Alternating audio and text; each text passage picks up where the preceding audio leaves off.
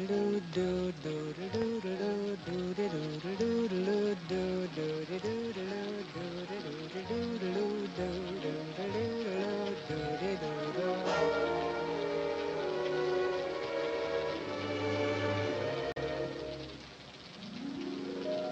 singing in the rain, just singing in the rain. What a glorious feeling, I'm happy again. I'm laughing at clouds so dark up above. And the sun's in my heart and I'm ready for love. Let the stormy clouds chase everyone from the place. Come on with the rain, I've a smile on my face. I'll walk down the lane with a happy refrain, just singing, singing in the rain, dancing in the rain.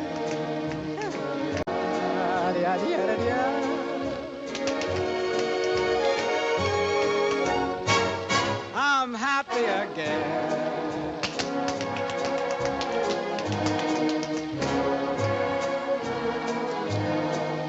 I'm singing and dancing in the rain.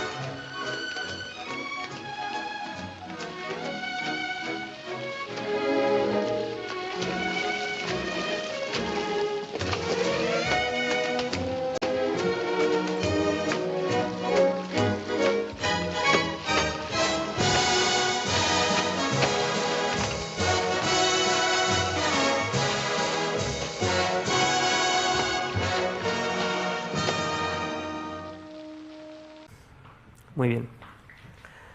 La teoría de cuerdas, lo primero que hay que decir es que es una idea teórica, es especulativa y que no se ha comprobado experimentalmente, ¿de acuerdo? Así que espero que no os llevéis el mensaje equivocado de que esto se ha comprobado y es FETEM.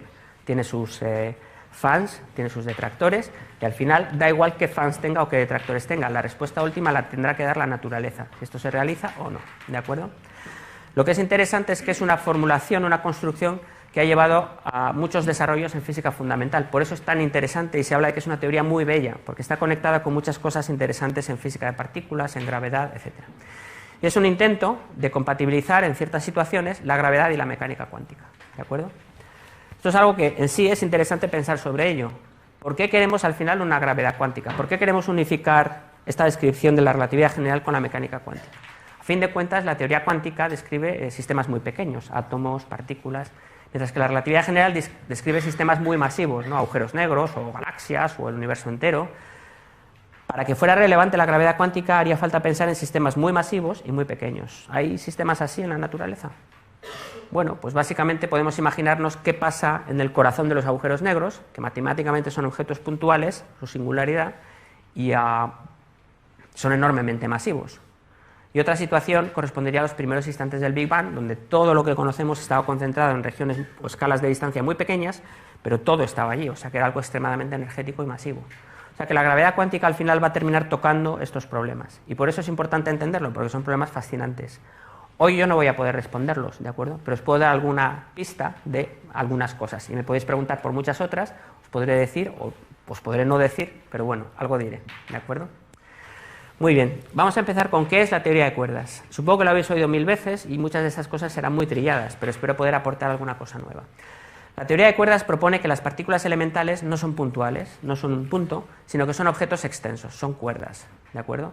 Entonces, en nuestro zoom hasta donde lleguemos, diríamos que las cosas están hechas de moléculas y átomos, los átomos están hechos de electrones y núcleos, los núcleos de protones y neutrones, los protones y neutrones de quarks, y estos electrones y quarks, que son fundamentales, no están hechos de nada más, sino que son cuerdas. Si las miras con un microscopio lo bastante potente, que sería un acelerador potentísimo, te darías cuenta de que no son un punto, sino que son objetos extensos. Lo vamos a ver ahora en vivo y en directo. Imaginaos una lupa enorme y una partícula, un electrón o la que queráis. Ponéis la lupa y veis que es una cuerda. Quitáis la lupa y veis que es un punto. ¿Vale? Lo podemos hacer más veces. ¿Eh? Todas las que queráis. Esta es la idea, ya está. Eso es la teoría de cuerdas. Luego tiene un montón de formulaciones matemáticas detrás, etc. Pero esta es la idea central y básica. Muy bien. Una pregunta típica que suelo recibir muchas veces es ¿de qué están hechas las cuerdas? Mi respuesta siempre, o casi siempre, es de lo mismo que pensabas que estaban hechas las partículas. Nadie pregunta de qué están hechas las partículas, pero todo el mundo pregunta de qué están hechas las cuerdas. Pues es lo mismo. ¿Qué se puede responder? Bueno, que en cierto modo son energía condensada que forman una estructura que puedes pensarla como puntual o extensa. ¿De acuerdo? Entonces se habla de lazos de energía que vibran. Son imágenes que al final intentan transmitir en un lenguaje asequible lo que está detrás de ciertas fórmulas que son muy precisas, pero son difíciles de entender y apreciar. ¿De acuerdo? Entonces, no sé si os satisface la respuesta, pero es la que hay. Si alguien tiene la pregunta, cuando me respondéis de qué están hechas las partículas, os podré responder de qué están hechas las cuerdas. ¿De acuerdo? Sí, ya sé que no es justo, pero bueno. Las cuerdas pueden ser abiertas o cerradas, es decir, son objetos extensos, ¿vale? Las cuerdas cerradas se cierran sobre sí mismas, las cuerdas abiertas tienen dos extremos. O sea que son como cuerdas de tender la ropa, ¿vale? La única diferencia es que su tamaño típico no es como las de cuerdas de tender la ropa. Básicamente, su tamaño típico es la escala de la cuerda, que es el inverso de una escala de energías, que se le llama la masa de la cuerda. En distancias estamos hablando de aproximadamente 10 a la menos 35 metros, son las escalas de Planck que hemos ido mencionando anteriormente. Porque al final, dentro del corazón de las cuerdas y de cómo vibran, está el tema de la gravedad cuántica y el gravitón. Muy bien, como hemos visto, las cuerdas vibran, aquí hemos puesto una en slow motion, despacito. Realmente, como su tensión es enorme, vibran mucho más rápido, ¿de acuerdo? Su frecuencia de vibración es muy alta, vibran como 10 a la 44 veces por segundo, y de nuevo es porque estamos hablando de escalas de Planck. La tensión de estas cuerdas es enorme y están vibrando. Y si queréis podemos volver a la foto de antes. Al final lo que vemos a nuestras energías accesibles es una partícula puntual, porque no tenemos resolución suficiente para ver estas vibraciones. Pero podemos ver sus efectos, en cierto modo. Los diferentes modos de vibración de una cuerda son lo que nosotros vemos como diferentes tipos de partículas. ¿De acuerdo? Es decir, una cuerda abierta puede vibrar con una vibración única o una vibración doble, ¿de acuerdo? Con un nodo, vamos a decirlo, o con dos nodos, etcétera. Cada uno de estos modos de vibración, si le quitas la lupa, verás que corresponde a un punto, pero es un punto diferente. Hay información de qué estado de vibración tiene ese punto dentro si lo miras con la lupa. Los diferentes modos de vibración de una cuerda corresponden a diferentes partículas, ¿de acuerdo? Igualmente, todos los diferentes tipos de partícula de la teoría son solo diferentes modos de vibración de un único tipo de objeto, ¿de acuerdo? O sea que es una unificación total, en el sentido de que todas las partículas de la naturaleza, el electrón, el muón, los quarks, los gluones, los zetas, el gravitón, todo, serían diferentes modos de vibración de una única entidad, un único tipo de cuerda. ¿De acuerdo? Por eso es una unificación total. Todo sale de un único tipo de objeto, es la unificación última. En ese sentido se habla que es una teoría del todo, etcétera, etcétera. Al final lo que intentas es meter la gravedad en el cazo cuántico, en el que describes el resto del modelo estándar. O sea que lo puedes presentar de una manera menos ambiciosa, pero bueno, al final esa es la idea. ¿De acuerdo? Esta relación la puedes leer en diversas direcciones y hay una que me gusta enfatizar, que es la siguiente. En teoría de cuerdas no hay ni conegatos ni gatonejos. ¿Qué es lo que quiero decir con eso? En muchas teorías, cuando intentas ir más allá del modelo estándar, metes nuevas partículas a mano. Dices, uff, qué problema y tal, la materia oscura. ¿Será un nuevo tipo de partícula? La meto en la teoría y ya está. La supersimetría y tal, meto más partículas. Metes partículas a mano. En teoría de cuerdas, en fin, vas diciendo así, más madera, más partículas. ¿De acuerdo? En los modelos de cuerdas, todas las partículas se tienen que obtener como estados cuánticos de vibración de una cuerda. O sea que una vez que has elegido qué tipo de cuerda tienes, la pones a vibrar y te dice cuáles son todas las partículas de la teoría. No puedes decir, me gustaría meter otra y la meto porque quiero. No, si no sale como un modo de vibración, no está en la teoría. Punto. Búscate otra. ¿De acuerdo? Entonces, no cabe la introducción de partículas ad hoc, y en ese sentido no hay ni conegatos ni gatonejos, ¿de acuerdo? En una cesta de conejos, que son los modos de oscilación de una cuerda, no puedes de repente meter un gato, está claramente incómodo.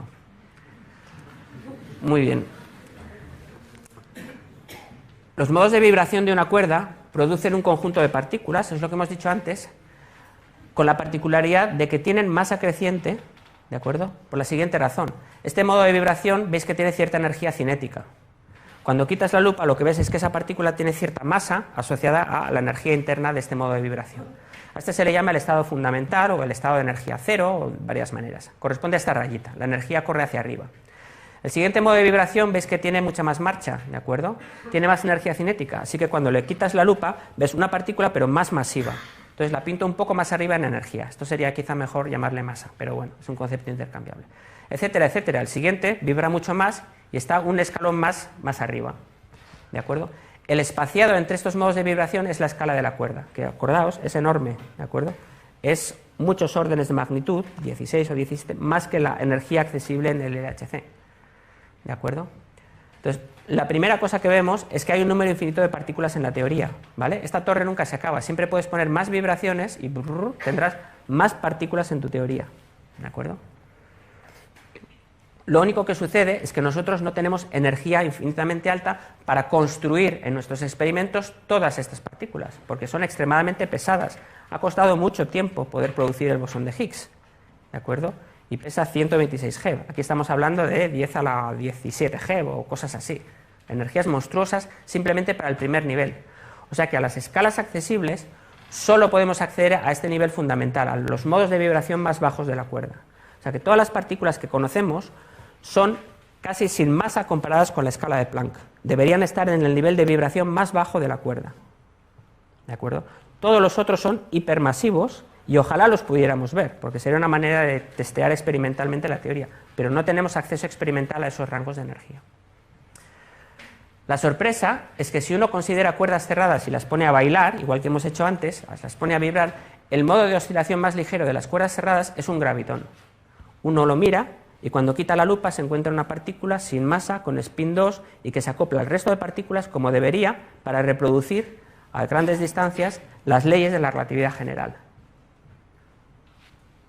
Y esta teoría es una teoría cuántica, estamos hablando de cómo se comporta esa partícula cuántica que es un gravitón, ¿de acuerdo? O sea que contiene en su germen la gravedad cuántica, ¿de acuerdo?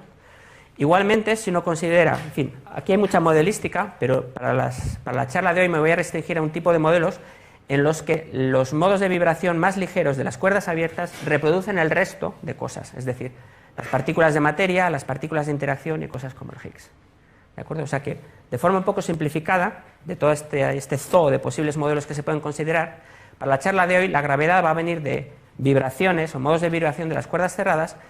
Y el resto de partículas, materia, interacción y Higgs, vendrá de modos de vibración de las cuerdas abiertas. De nuevo, lo que tenemos es una unificación total, pero no solo de partículas en abstracto, sino de cosas muy tangibles, gravedad y el resto de interacciones del modelo estándar. ¿De acuerdo? Muy bien.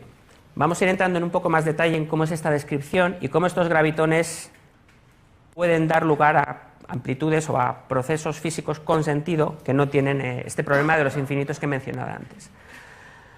Las cuerdas, cuando se propagan en el espacio-tiempo, describen una superficie dosdimensional, ¿de acuerdo? Una partícula puntual, si la dejas evolucionar en el tiempo y miras el tiempo hacia arriba, describe una línea así.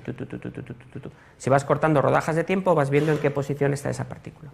Igualmente las cuerdas, cuando se propagan en el tiempo, van describiendo superficies. Por ejemplo, una cuerda cerrada, si la dejas propagarse en el tiempo, describe un cilindro, o una cuerda abierta describe una cinta, ¿vale? Y estos diagramas, estas superficies, se utilizan para describir las interacciones. Las interacciones básicas entre cuerdas son muy sencillas, son, de nuevo, como cuerdas de tender. ¿Qué puedes hacer con dos cuerdas cerradas? Las acercas y cuando se juntan, las recombinas, ¿vale? Las cortas y atas los nudos y tienes esto. ¿Qué pueden hacer dos cuerdas abiertas? Se pueden juntar por un extremo y te dan otra cuerda abierta más larga. ¿Qué pueden hacer dos cuerdas abiertas también? Juntar los dos extremos y darte una cuerda cerrada. ¿Vale? Y ya está. Estas son todas las interacciones. Uno no habla de interacciones fuertes, débiles, patín, patán. Estas son las interacciones a nivel de teoría de cuerdas. Todo lo demás debería salir de aquí. De nuevo, ni hay gatonejos ni conegatos. Si no sale, tira el modelo a la basura y busca otro. ¿De acuerdo? Estos diagramas a nivel de superficie se representan de esta manera, ¿vale? Esto es una especie de pantalón donde hay dos cuerdas abiertas aquí, pero si dejas evolucionar el tiempo hacia arriba, de repente se acercan, se juntan aquí en la zona de la entrepierna, ras, y se convierten solo en una. Aquí dos cintas, esto es un pantalón abierto, dos cintas se juntan por un extremo y se convierten en una única cinta, y aquí dos cosas que empezaban como cintas separadas juntan sus extremos y se convierten en un cilindro. ¿Vale? Estos diagramas que he puesto así en abstracto tienen una interpretación muy tangible si uno los traduce quitando la lupa y los mira como diagramas de partículas. Hemos dicho que el gravitón es una cuerda cerrada, básicamente. Este diagrama lo que me describe es un vértice entre tres gravitones y lo que dice es que la gravedad, como tiene energía, o el gravitón cuando tiene energía, gravita y es capaz de producir un campo gravitacional. Es este diagrama de aquí. Este diagrama hemos dicho que las partículas, que las cuerdas abiertas, sus modos de vibración corresponden a materia o partículas de interacción o cosas así. Por oposición a gravedad o al gravitón le voy a llamar a todo eso materia. Entonces, esto corresponde a una interacción de materia. Por ejemplo, una cuerda abierta que es un gluón, se acerca a otro gluón y se combinan en otro gluón. O si queréis, un electrón, de repente se encuentran con un fotón, lo chupa, lo absorbe y se sigue tan tranquilo. ¿De acuerdo? Básicamente todas las interacciones del modelo estándar estarían aquí. Y esta interacción corresponde a que aquí, por ejemplo, una partícula, un electrón, de repente emite un gravitón, que sería esta cuerda cerrada, y sale rebotado para el otro lado. Es decir, la materia gravita. Donde materia quiero decir cualquier cosa que no sea el gravitón. Es decir, cualquier energía asociada a partículas de materia, partículas de interacción o al Higgs. ¿De acuerdo? O sea que estos diagramas empiezan muy abstractos, pero deberían acabar siendo algo muy tangible. Muy bien. Entonces, esta teoría de cuerdas, con estos diagramas, es la propuesta para completar la relatividad general a altas energías o a distancias pequeñas. Es decir, volvemos a nuestra reconstrucción histórica de cómo evolucionó la teoría de Fermi de las interacciones débiles, que a altas energías se completa con la introducción de los bosones Z y W, es decir, con un nuevo tipo de partículas. En relatividad general, lo que haríamos es, cuando vamos a energías muy altas, si la teoría de cuerdas es correcta, estos diagramas quedarían completados mediante la introducción de nuevos grados de libertad, nuevos entes, ¿de acuerdo?, que serían las cuerdas. Habría que poner la lupa y darse cuenta de que en estos vértices que parecía que eran puntuales, realmente son cosas extensas, pantalones del tipo que hemos descrito en la transparencia anterior. Entonces, para hablar de los infinitos del gravitón, lo que hay que hacer ahora es hablar de los diagramas de Feynman, pero no como los dibujamos antes, sino dibujados a través de pantalones. Por ejemplo, cuando describes que dos gravitones chocan entre ellos y hay pares virtuales de cosas y terminan siendo dos gravitones con energías diferentes, por ejemplo, hay que dibujarlos así. ¿De acuerdo? Porque a energías muy altas esto es lo que sucede. Si quitas la lupa te encuentras con diagramas de este tipo. Esto es la versión cuerdosa, si queréis, de estos diagramas de Feynman de partículas puntuales. Pero a altas energías las cosas no deberían ser así, porque a altas energías uno ve que las partículas son extensas, uno pone la lupa y ve que son objetos extensos y que realmente sus interacciones se describen con estos pantalones. Bueno, pues la idea básica es que estos vértices de interacción, que aquí son puntuales, aquí están distribuidos, están extendidos en una distancia finita. ¿De acuerdo? Eso lo que quiere decir es que los infinitos que aparecían cuando ibas a distancias infinitamente pequeñas no son físicos, porque aquí te encuentras nueva física antes de llegar a distancias infinitamente pequeñas. Te encuentras con que las cosas tienen un tamaño finito antes de llegar a los infinitos problemáticos. ¿De acuerdo? Esa es la idea básica, tiene su formulación matemática detrás, en la que no voy a entrar, pero esa es la idea básica. O sea que las amplitudes son finitas incluso para los gravitones. Y esta es la razón por la que pensamos que la teoría de cuerdas es una gravedad cuántica que merece la pena estudiar para entender estos problemas fundamentales que decíamos al principio, qué pasó en el Big Bang, qué pasa con los agujeros negros, etcétera, etcétera. ¿De acuerdo? Las teorías de cuerdas son extremadamente listas. En la transparencia 0 he puesto a esta niña que estaba jugando con las cuerdas intentando aprender cómo se hacen nudos. Nosotros muchas veces, los investigadores de cuerdas, nos sentimos así. Nos sentimos que la teoría es más inteligente que nosotros y que no es algo que construyamos, sino que vamos descubriendo. La teoría nos enseña muchas cosas. Por ejemplo, la teoría nos dice a nosotros en qué dimensión del espacio-tiempo le gusta vivir. Nosotros diríamos que viva en 4 dimensiones, que es el mundo como lo vemos, pero la teoría tiene su propia opinión y nos dice que le gusta vivir en un número de dimensiones dado que se le llama la dimensión crítica, ¿de acuerdo? Entonces, a este le gusta vivir en un número de dimensiones, lo voy a intentar cuantificar en el siguiente sentido. La teoría de cuerdas nos gusta porque se comporta bien a altas energías y nos quita estos infinitos del gravitón, ¿de acuerdo? Pero este buen comportamiento a altas energías depende de cuántas partículas hay en la torre de estados de vibración, porque es lo que se ve a altas energías. ¿Cómo es esa torre de estados? A energías bajas no la vemos, pero a energías altas, que es donde surgirían estos infinitos, sí que son importantes, ¿de acuerdo? Entonces, ¿cómo es esta torre de estados de vibración? Depende de en cuántas dimensiones del espacio-tiempo vive la teoría, ¿de acuerdo? Básicamente porque eso determina cuántas maneras diferentes de vibrar tiene la cuerda. Entonces vamos a imaginar durante un momentito que vivimos en un mundo con 2 dimensiones espaciales, como esta pantalla, y además está el tiempo, ¿de acuerdo? Entonces vamos a pensar en cuerdas que pueden vibrar o no en esta pantalla, y vamos a dibujar aquí el nivel de energía de una cuerda que no vibra. Y vamos a empezar a ponerle vibraciones, vamos a darle marcha. Vamos a ponerla a vibrar en esta dirección, ¿vale? Y esto nos corresponde a, le hemos dado un poquito de energía cinética, una nueva partícula con cierta masa. Pero como no hay más dimensiones en la pantalla, no la podemos poner a vibrar. Si le hemos hecho vibrar de arriba a abajo, ya no le podemos hacer vibrar de izquierda a derecha, porque no hay dimensiones, ¿de acuerdo? Lo único que podemos hacer es darle más marcha y ponerle más vibración, más nodos a la vibración.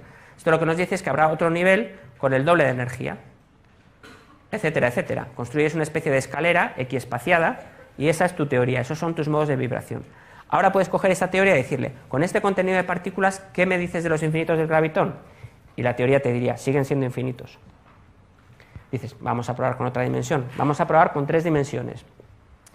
Vamos a poner nuestra cuerda a vibrar de esta manera y obtenemos este estado. Como hay más dimensiones, ahora podemos poner la cuerda a vibrar en otra dirección. O sea que tenemos, con la misma energía, otro estado ahí mismo, ¿de acuerdo? Podemos darle más marcha porque se nos han acabado las dimensiones y entonces tenemos el siguiente estado donde tenemos 2 vibraciones, podemos ponerlas las 2 arriba abajo, una adelante detrás o una arriba abajo y otra adelante detrás. Habría 3 estados en el siguiente nivel, etcétera, etcétera. Lo llenamos como sea, es como llenar orbitales, uno lo va haciendo y ya está. Con este contenido que uno puede calcular, uno le pregunta a la teoría, ¿qué me dices de los infinitos del gravitón? Y te dice que siguen siendo infinitos. Muy bien. Entonces, el buen comportamiento en el límite de altas energías es algo difícil de conseguir y solo sucede para dimensiones muy fijas, ¿de acuerdo? En ese sentido, la teoría nos dice en qué dimensión del espacio y tiempo le gusta vivir. Entonces, esta dimensión o este número de dimensiones es 26 para la, comillas, cuerda bosónica y 10 para las, comillas, supercuerdas. No voy a explicar en gran detalle lo que son estas cosas, sobre todo porque la cuerda bosónica no se estudia demasiado. La razón es porque las supercuerdas son como una especie de plato gourmet, mientras que la cuerda bosónica es como una especie de hamburguesa basura, ¿de acuerdo? Que uno sabe que sí, la puedes comer, pero no es comida de verdad, ¿de acuerdo? Está llena de problemas. La cuerda bosónica, cuando uno cuantiza los modos de vibración, etcétera, etcétera, sale el gravitón, sí, muy bien, pero salen muchas cosas que a uno no le gustan. Por ejemplo, tiene taquiones, que dice que hay cierta inestabilidad en la teoría, si queréis podemos hablar sobre eso en las preguntas. Es una teoría que no tiene fermiones, o sea que no tiene partículas de materia, por mucho que uno se esfuerce, o sea que si uno la estudia, sí, es interesante, pero uno acaba enredado en cosas que no tienen demasiada relevancia. Por eso se va a las llamadas teorías de supercuerdas, donde todos esos problemas se resuelven invocando la supersimetría. Básicamente no voy a entrar en qué es supersimetría, es una propuesta que nos dice que por cada partícula existen compañeras con un spin diferente. Decíamos antes que las partículas de materia tienen spin 1 medio y las partículas de interacción tienen spin 1. En supersimetría todas vienen de la mano y están unificadas por un nuevo tipo de supersimetría que relaciona partículas de diferente spin. Entonces, en ese sentido, estas supercuerdas, como he dicho antes, son mucho más bonitas y uno se siente poderoso cuando las estudia, ¿de acuerdo? Entonces, todo lo que se hace hoy en día en teoría de cuerdas, básicamente es en teoría de supercuerdas, ¿de acuerdo? Y por brevedad, como todo el mundo hace supercuerdas, se ignora el super. Entonces, todo lo que diga hoy sobre cuerdas quiere decir supercuerdas. Por si alguien dice, ¿solo hablas de cuerdas y no hablas de supercuerdas? No, estoy hablando de supercuerdas todo el rato, lo que pasa es que me ahorro el super, ¿de acuerdo?